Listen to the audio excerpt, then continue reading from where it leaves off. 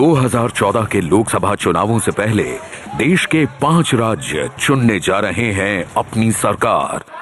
ABP news पर आज राजस्थान से पेश है कौन बनेगा मुख्यमंत्री लाइव।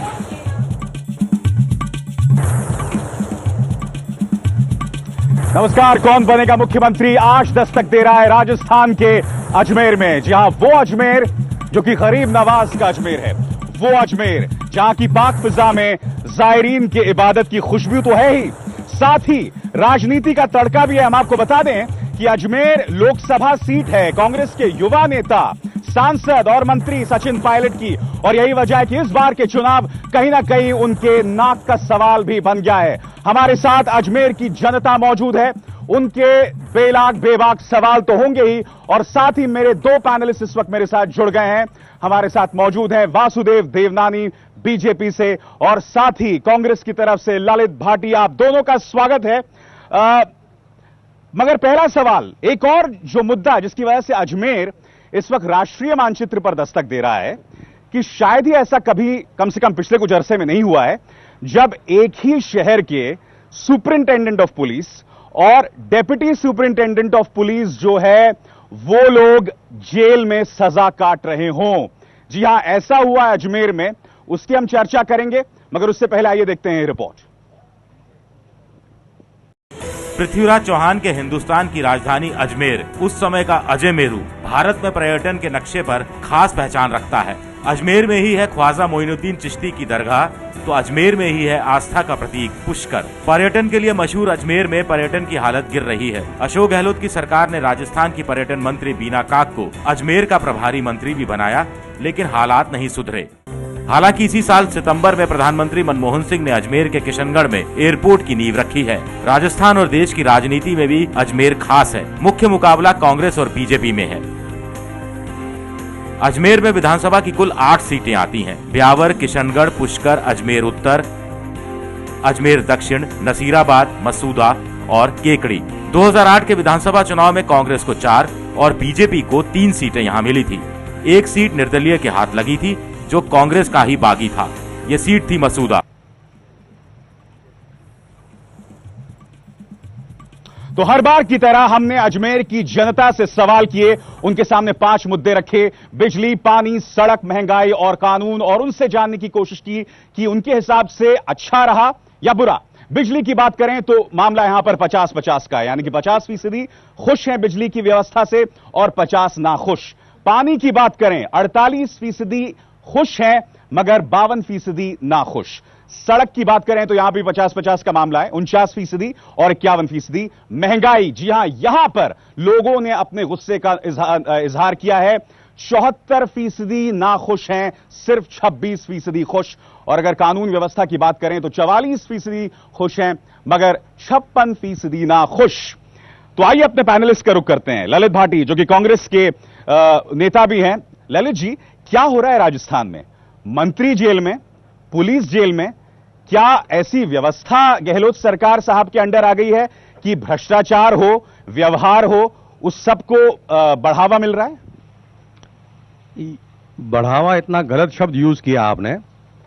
हमारे मुख्यमंत्री जी ने राजस्थान प्रदेश की जनता से एक वादा किया कि हम संवेदनशील, पारदर्शी और जवाबदेह सरकार देंगे, और इन तीनों चीजों को सही साबित करने के लिए और इसके साथ में अपनी प्रतिबद्धता को पूरा करने के लिए इस तरीके के कानून बनाए, और राजस्थान की जनता को जितना अधिकार संपन्न राजस्थान के अंदर किया गया है, मैं कहता हूं कि देश के अंदर दूसरा उदाहरण देखने। आपने बहुत दिलचस्प शब्द का इस्तेमाल किया कि हमने जवाबदेह बनाया। क्या यही जवाबदेही थी जिसकी वजह से ललित जी हफ्ता वसूली के आरोप में एक सुपरिंटेंडेंट ऑफ पुलिस और एक डीएसपी जेल में है? मैं आपको अगर बीच में नहीं रोकते तो मैं आपको यही बताता कि जो हमने जवाबदेही की बात की है और जो अधिकार संपन्न बनाने की बात मैंने की, हमने कानून बनाया। पूरे देश के अंदर राजस्थान इकलौता प्रदेश है जिसने भ्रष्टाचार निवारण कानून बना करके ऐसे लोक सेवक जो भ्रष्टाचार में लिप्त हैं। अगर आम जनता भी उनकी शिकायत करती है सबूतों के साथ में, सुनिए मेरी बात। नहीं, दिक्कत क्या है? आप लोगों का भ्रष्टाचार निवारण बहुत आंशिक है। मैं आपको बताता हूं क्यों। क्योंकि आपने डीएसपी एसपी को तो जेल भेज दिया, मगर वो 12 नामजद एसएचओज अभी भी बाहर हैं, क्योंकि उन्होंने धमकी दिया आपको कि अगर आपने हम पर कोई कार्रवाई की तो कांग्रेस के अंदर जो मंत्री हैं या नेता हैं उन्हें एक्सपोज कर देंगे। क्या ये बात सच नहीं है? ये बिल्कुल गलत बात है। पुलिस उनकी बराबर जो है पीछे लगी हुई है। अब कोई बिल्कुल ही जमींदोज हो जाए तो उसका इलाज तो हो नहीं सकता। क्या हो रहा है राजस्थान में? मंत्री हो, संतरी हो, किस तरह की मिसाल हमारे सियासतदान पेश कर रहे हैं? राजस्थान में कांग्रेस ने कड़ी से कड़ी को जोड़ा है। केंद्र के मंत्री भ्रष्टाचार में है, राजस्थान के मंत्री जेल में है और सारे आरोपित हैं। तो अजमेर में भी जितने भी शासन के लोग हैं, आपने तो केवल एसपी और एएसपी की और डीएसपी की बात कही, लेकिन यहां तो माध्यमिक शिक्षा बोर्ड के एफओ तक जेल में है। यहां का यूआईटी चेयरमैन के खिलाफ भी एफआईआर भ्रष्टाचार के अंतर्गत दर्ज है। यहां तक कोर्ट के अंदर क्लर्कों की भर्ती के अंदर भी 4 लोग जेल में, एक की भी जमानत हुई है। ये महज इत्तेफाक नहीं हो सकता ललित जी कि डेयरी चेयरमैन से लेकर हर तरफ सिविल जज भी, मेरे ख्याल से उन्हें भी इस्तीफा देना पड़ा था। तो ये क्या व्यवस्था किस तरह की कायम हो रही है गहलोत साहब के अंडर? मैं यही आपको कह रहा हूं कि जो कानून हमने बनाया उस कानून को सख्ती के साथ लागू कर रहे हैं, तभी तो ये जेल में नजर आ रहे हैं। हमने इनको संरक्षण नहीं दिया, हमने कानून को बना करके सख्तियों में पीछे छोड़ा और जनता को हमने मिसाल पेश की कि चाहे कितना ही आला दर्जे का अफसर क्यों नहीं हो, चाहे वो न्यायिक पद के ऊपर बैठा हुआ व्यक्ति नहीं हो, अगर भ्रष्टाचार में लिप्त है, जेल के संकीचे उसके लिए तैयार हैं। ये हमारी प्रतिबद्धता है। इस प्रतिबद्धता को अशोक गहलोत के शासन ने करके बताया। और आप लोग भी बहुत ज्यादा उग्र होकर बात नहीं रख रहे थे, क्योंकि 4 साल तक तो वसुंधरा जी भी यहां नहीं थी। विधानसभा के अंदर वसुंधरा जी राजस्थान में थी, अशोक गहलोत पिछले 5 साल के अंदर 5 घंटे भी विधानसभा के अंदर वो नहीं आए। लोकतंत्र में उनकी कोई आस्था नहीं है। लेकिन 4.5 साल तक भारतीय जनता पार्टी ने जिस प्रकार से हमने विधानसभा के अंदर 12 मंत्रियों के खिलाफ भ्रष्टाचार के आरोपों का चिट्ठा दिया, अभी हमने काला पत्र प्रकाशित किया जो 100 से अधिक इनके घोटाले को हमने साबित किया है। इससे अधिक चाहे विपक्ष के नाते जितनी भूमिका हमारी रही, मैं समझता हूं आज तक कभी किसी विपक्षी नहीं रही। नूरा कुश्ती है इस बार राजस्थान सरकार में भी। पहले 3 साल गहलोत साहब गायब रहे, वसुंधरा जी 4.5 साल गायब रहती हैं। क्या किसी तरह की कोई अंडरस्टैंडिंग है आप दोनों में? ये इतना गलत इन्होंने बताया। देवनानी जी कह रहे हैं कि 5 घंटे भी गहलोत साहब विधानसभा में नहीं रहे। 1.5 पौने 2 घंटे के तो बजट भाषण है जो 5 पेश करे उन्होंने खुद ने।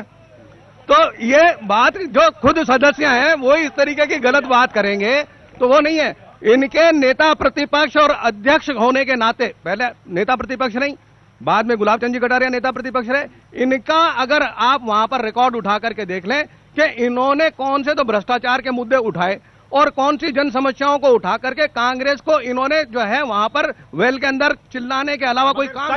सच यह है कि अजमेर की ढेरों समस्याएं अभी भी बदस्तूर बनी हुई हैं। अजमेर की जनता में जबरदस्त रोष है, क्योंकि शिक्षा के क्षेत्र में अजमेर पिछड़ चुका है। पानी को लेकर यहां पर आक्रोश है। आइए लोगों से हम जानने की कोशिश करते हैं कि वो क्या महसूस करते हैं। आप बताइए, आपके हिसाब से क्या बड़ी समस्या है? अजमेर के अंदर जो शिक्षा की आपने बात करी, शिक्षा की राजधानी अजमेर कहा जाता था और यहां पर पिछले 5 सालों के अंदर स्कूलों के बोर्ड बदलने के अलावा कोई काम नहीं हुआ है। सिर्फ प्राइमरी से मिडिल और मिडिल से सेकेंडरी स्कूल का बोर्ड बदले गए। अभी भी यह स्थिति है कि राजस्थान के अंदर 1.5 लाख शिक्षकों की कमी है। टॉप 5 में आया करता था एक जमाने में। मैं आपसे जानना चाहता हूं, टॉप 5 में आया करता था एक जमाने में अजमेर, अब कहां है राजस्थान में अजमेर? राजस्थान के अंदर अजमेर जहां पहले था वहीं पर आज भी है। जिन्होंने दिल को बहलाने के लिए गालिब ख्याल अच्छा, राजस्थान आज 12वें स्थान पर आ गया है। दूसरे स्थान के जगह पर इस शासन के हाल के अंदर इन्होंने केवल 34,000 शिक्षकों की भर्ती की, जबकि 55,000 तो शिक्षक रिटायर हो चुके हैं। जब जमीन तो आपके शासन में भी तैयार हो गई होगी। हमने 1 लाख से अधिक शिक्षकों की भर्ती की। ये सारे दुनिया के अंदर प्रकाशित है। आंकड़े विधानसभा में इन्होंने दिए कि भाजपा ने 1 लाख से अधिक शिक्षकों की भर्ती की है। चलिए हाँ, आदरणीय देवनानी जी ने जिस तरह से ये बात कही, इनसे मैं पूछना चाहूंगा, पिछली गवर्नमेंट में एजुकेशन डिपार्टमेंट के मिनिस्टर होते थे, अजमेर शहर को ये प्रतिनिधित्व देते थे। इनसे पूछिए, इन्होंने 5 साल में अजमेर शहर को 5वें नंबर से दूसरे, चौथे, तीसरे। आप तो शिक्षा मंत्री हैं, दो शिक्षा मंत्री यहां से आए हैं अजमेर से, क्या किया आपने? हमारे समय में यहां पर अजमेर में पहला महिला इंजीनियरिंग कॉलेज अजमेर में खुला, बॉयज इंजीनियरिंग कॉलेज के लिए भवन बना, यहाँ पे ITI खुले, यहाँ पे इंजीनियरिंग कॉलेज, पॉलिटेक्निक खुले, यहाँ तक इस विश्वविद्यालय को हमने ग्रांट दी। उस 5 साल में 1 पैसा भी महर्षि दयानंद विश्वविद्यालय को इन्होंने नहीं दिया। आज 18 अध्यापकों की जगह 12 अध्यापक हो गए। अजमेर की शिक्षा की हालत ठीक नहीं है। सच तो यह है कि कोटा के मुकाबले या बाकी शहरों के मुकाबले पिछड़ चुका है अजमेर। देखिए, कोटा का तो सिर्फ कोचिंग सेंटर की वजह से पूरे हिंदुस्तान के अंदर नाम है, और जहां तक आप विद्यालयी जो है शिक्षा की बात करें, कॉलेज शिक्षा की बात करें, आज भी अजमेर का जो गौरव पहले था वो आज भी है, और उसके अंदर किसी प्रकार की कमी न तो सरकारी स्तर के ऊपर होने दी गई है और न यहाँ पर जो इतना गौरव है तो बताइए, आपकी पार्टी की जो प्रभारी हैं बीना काक जी, वो सिर्फ सलमान खान की फिल्मों में दिखाई देती हैं, वो क्यों नहीं आती यहाँ पे? वो जो उनको जिम्मेदारियां दी गई हैं, उस जिम्मेदारियों के निर्वहन के लिए वो यहां पर आती रही हैं। जिम्मेदारी क्या है मैं आपको बताता हूं। पुष्कर जाने वाले विदेशी पर्यटकों की संख्या में 8 से 10% की गिरावट पिछले 5 सालों में लगातार आ रही है। यह आपका CID मुख्यालय कह रहा है पुष्कर के अंदर, क्या यह हकीकत नहीं है? देखिए, जो गिरावट है उसका कारण न तो यहां पर कानून व्यवस्था को या और किसी कारण को लेकर के है। जो मंदी यूरोपीय देशों के अंदर चल रही है और जो विकसित राष्ट्रों के अंदर मंदी चल रही है, आप उन आंकड़ों को उठा करके देख लें कि उसकी वजह से देश में ही पर्यटक नहीं आ पा रहा है, तो पुष्कर में क्या है? आप इस बात से इत्तेफाक रखते हैं? बिल्कुल ये गलत कह रहे हैं, क्योंकि अजमेर के साथ इस गहलोत सरकार ने सौतेला व्यवहार किया है। यहाँ पे एक भी नया विश्वविद्यालय इन्होंने 5 साल के अंदर नहीं खोला है। कानून व्यवस्था गड़बड़ा गई है, विदेशी आने में घबरा रहे हैं।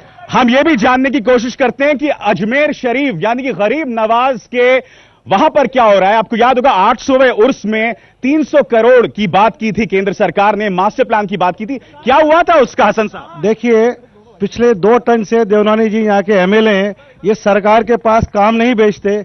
हमारे क्षेत्र का हाल आप आके देखिए, जहाँ टूटी सड़कें हैं, जहाँ पानी नहीं है, जहाँ रहने को नहीं है, ये सब देवनानी जी की देन है। सरकार तो चाहती है काम, देवनानी जी की देन है। एक और आवाज अजमेर गरीब नवाज के दरगाह से, एक और आवाज। देखिए, अजमेर जिस लिए प्रसिद्ध है, ख्वाजा साहब की दरगाह और तीर्थराज पुष्कर के लिए। केंद्र सरकार ने, राज्य सरकार ने यहाँ पर हर वर्ष यहाँ जो उर्स लगता है या तीर्थराज पुष्कर का ब्रह्मा जी का मेला लगता है, घोषणाएं करोड़ों रुपए की करी, नाम मात्र 1 रुपया भी सड़कों पे। आप कुछ दरगाह जाइए, आप पुष्कर जाइए, अभी 20 दिन बाद, यानी कि आपने देखा दरगाह शरीफ से 2 मुख्तलिफ आवाजें। 20 दिन बाद पुष्कर का मेला है और आप पुष्कर की सड़कें देखिए, पुष्कर का आप कह रहा हूं सिर्फ ये दूध प्रसाद है। ये बीजेपी के लोग नहीं चाहते कि अल्पसंख्यकों का विकास हो और दरगाह का विकास हो, दरगाह के लोग आए। 10 साल से देवनानी जी MLA। हमारे पर्यटन के बारे में कुछ आपको बताना है? जी, पर्यटन, हाँ जी बिल्कुल, हम बात कर रहे थे बीना काकी जी। आप कौन हैं और पर्यटन को लेके क्या हो रहा है यहाँ पे? मैं होटल व्यवसायी हूँ पुष्कर के अंदर। पर्यटन के लिए अशोक जी गहलोत ने बहुत बढ़िया काम किया है पुष्कर में भी। अजमेर विकास प्राधिकरण जो बंद पड़ा था उसका वापस पुनर्गठन किया है, और पुष्कर को और अजमेर को हेरिटेज सिटी मिली है, और उसके लाखों रुपए का बजट है। और भी लोगों से बात करते हैं। मैं खुद सर पुष्कर से हूँ, पुष्कर से हूँ। मैंने देखा है सर, केवल पुष्कर को मेट्रो सिटी, अजमेर को मेट्रो सिटी तो घोषित कर दिया है, लेकिन मेट्रो की कोई सौगात नहीं दी गई है। कुछ टूरिस्ट सर, मैं एक सवाल पूछना चाहता हूं, जो भी घोषणाएं होती है, चुनाव से चालू होते ही घोषणाएं हो जाती है, उनको पूरा होने में 5 साल क्यों लग जाता है? जब वापिस चुनाव आते हैं वो उस समय वो कार्य क्यों होते हैं? मैं ये बोलना चाहता हूँ कि जो भी ये जो भाटी साहब जो एजुकेशन की बात कर रहे हैं, शिक्षा के, जो अजमेर को सेंट्रल यूनिवर्सिटी मिलनी चाहिए थी, वो अजमेर से इतनी दूर है कि अजमेर की किसी भी जनता को उससे कोई लाभ नहीं है। और जो भी योजनाएं बनती, यानी कि कई मुख्तलिफ आवाजें सामने उभर कर आ रही है। एक जमाने में अजमेर का विशेष दर्जा हुआ करता था।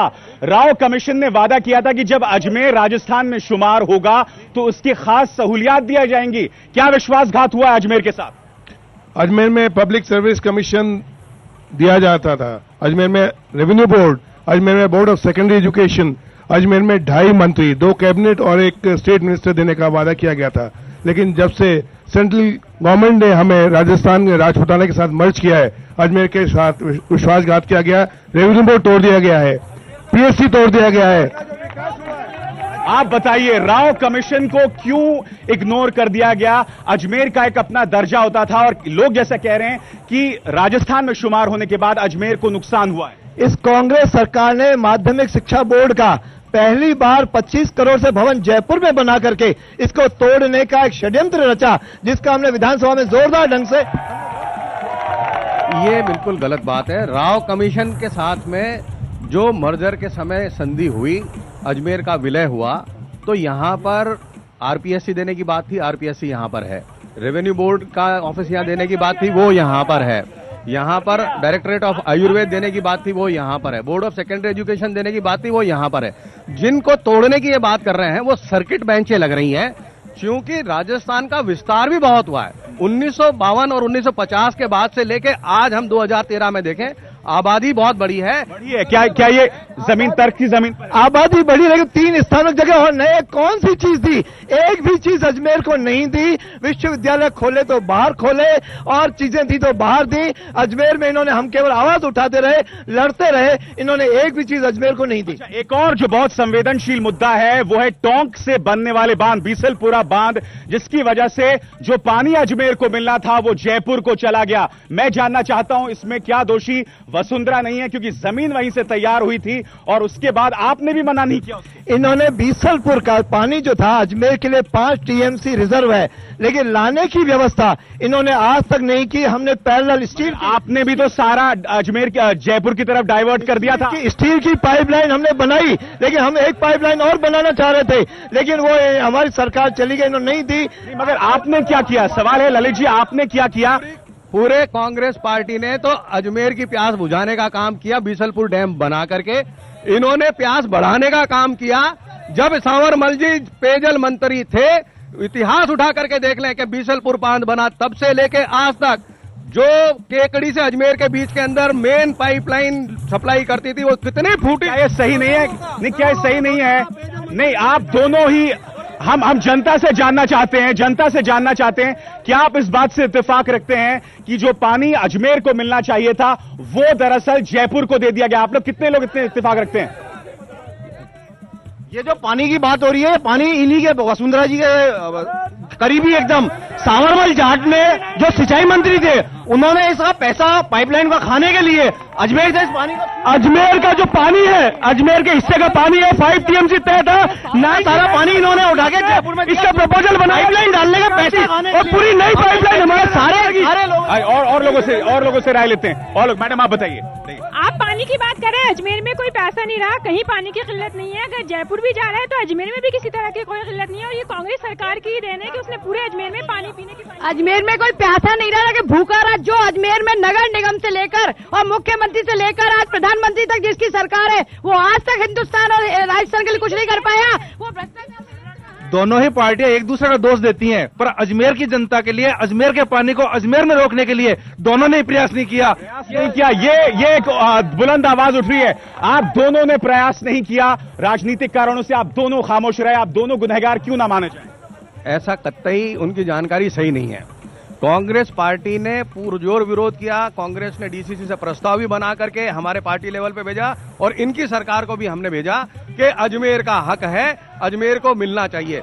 बेसिक प्रॉब्लम क्या है, जो देवनानी जी ने बात की कि जो डिस्ट्रीब्यूटरी सिस्टम यहां पर डेवलप होना चाहिए था, उसको इनके शासनकाल के अंदर पूरा नहीं किया गया, और अभी भी दोनों आपके शासनकाल के दौरान नहीं किया गया। जमीन आपने तैयार की। 99 से अशोक गहलोत सरकार ने जमीन तैयार की। अब तक केकड़ी में रघु शर्मा ने सारा अपना पानी ले गए। हमने तो कहा चंबल का पानी बीसलपुर में डाल करके अजमेर लाया जाए, लेकिन उस योजना को भी इन्होंने ठोकर लगा करके अनसुना कर दिया है। यह केवल कांग्रेस ने ही इस प्रकार का षड्यंत्र रचा है। तो आप देख सकते हैं यहाँ पर कई आवाजें और क्या आ रही हैं, और भी लोगों से हम लेते हैं आवाज। जी बताइए।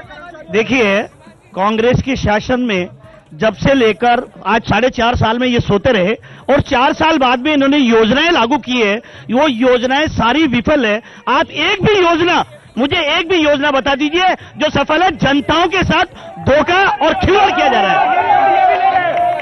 अजमेर से केंद्रीय मिनिस्टर सचिन पायलट के होते हुए भी अजमेर जंक्शन का आज इतना बुरा हाल है, वो आज से 25 साल पहले भी वैसा ही था और आज भी 25 साल। बहुत अहम सवाल बहुत अहम सवाल, इतना हाई प्रोफाइल जगह, सचिन पायलट यहां से सांसद हैं।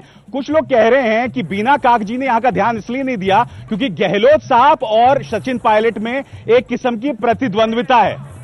ये बिल्कुल झूठ है, आधारहीन बात है। और सचिन पायलट जी ने जितना इस अजमेर का विकास किया है, उनके टाइम में जितना यहां पर इन्वेस्टमेंट हुआ है, जितना डेवलपमेंट की योजनाएं आई हैं, आज हवाई अड्डा उनकी बदौलत आया। किशनगढ़ में जिला अजमेर है। आज हम अजमेर शहर में क्यों नहीं? मदार गेट के ऊपर थोड़ी हवाई अड्डा बनेगा, जहां जमीन उपलब्ध होगी उसी जगह के ऊपर हवाई अड्डा बनेगा। आप जानते हैं कि हवाई अड्डे के लिए कितने हजार बीघा जमीन की जरूरत है। सचिन पायलट साहब जैसे हाई प्रोफाइल शख्स होने का फायदा जनता को नहीं मिला? अजमेर को बिल्कुल नहीं मिला, केवल 2G 3G के उद्घाटन करते रहे।